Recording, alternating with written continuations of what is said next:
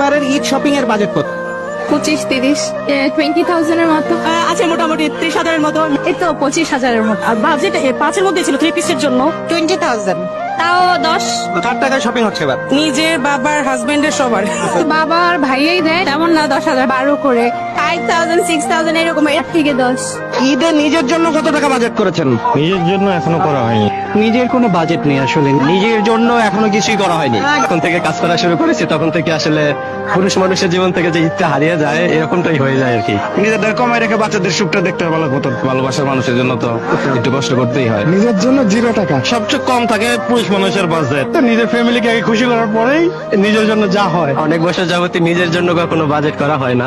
ঈদের জন্য নিজের শপিং বাজেট এখনো করা হয় নাকি? আগে ফ্যামিলির জন্য কিনে পরে লাস্টের দিকে বের হই আর কি নিজের জন্য কেনার জন্য। নিজের জন্য তেমন কিছু না, নিজের জন্য তো সামান্য, বড়টাই পরিবারের জন্য।